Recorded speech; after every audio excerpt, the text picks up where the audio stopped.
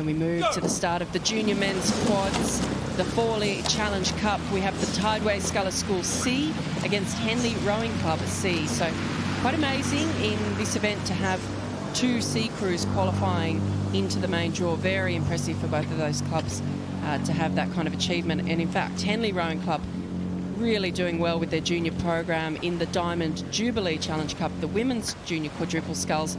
They have an A, B and C crew also qualified through to the main draw in that event. So extraordinary program that's happening there at Henley Rowing Club for the junior men and junior women. But we move to this race. We can see getting a warning is the Tideway Scullers School C crew. The umpire just asking them to shift over. And it's very tight here at the Fawley, Tom. Yeah, a really good race on our hands here, as you say, Sarah. A remarkable achievement for both of these crews, and Henley particularly to have 24 athletes in the main draw. But it looks like the Tideway Scullers School there on the right-hand side of your screen perhaps just have the edge, leaving it a little bit better, a little bit cleaner at this stage. And of course, this will mean an awful lot to the Scullers School to have 3 quads in the main draw in an event that only holds 24 boats in total. This crew actually won a bronze medal in second quads at the National Schools Regatta.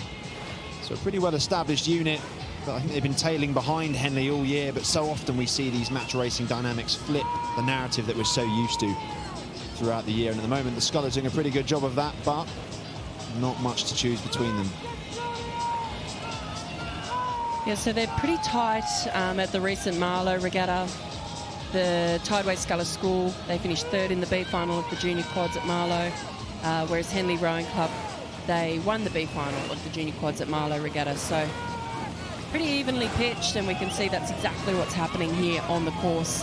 These crews really going bow ball for bow ball, but it looks like Henley Rowing Club has just moved into an advantage. Whoa, a bit of a move there. It looks like the rate has gone up, and here they go. Wow, that was a very aggressive move there from Henley Rowing Club, who have decided to break the deadlock and really take this race on. It's not surprising at all to see Henley kicking on here. What a fantastic training environment that must be for the Henley athletes, you know, to have 3 competitive crews out boating on the Henley stretch all through the year. That they must know what it's like to row alongside another crew. And you can just see their Tideway Scullers struggling a little bit with what looks like their steering, perhaps their synchronization, and Henley just making the most of it, trying to lever their way into a bit of a commanding lead. Yeah, for me, especially with that move that Henley just made there, it's actually really tightened things up in terms of their rowing. Their blade work looks a bit better. They look a bit more aggressive. So that was a really strong move that they made there to push away the Tideway Scullers School and to pick up their speed and to try and take this race on. It looks like we do have a response, though, from the Tideway Scullers School.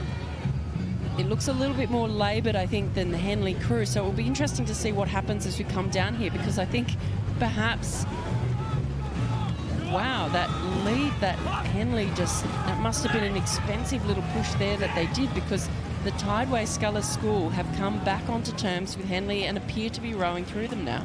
Well, I've got to be honest, Sarah, I've got absolutely no idea how that happened. I thought Henley were taking control of this race, but it just shows those camera angles can be a little deceptive to us commentators here on the finish line.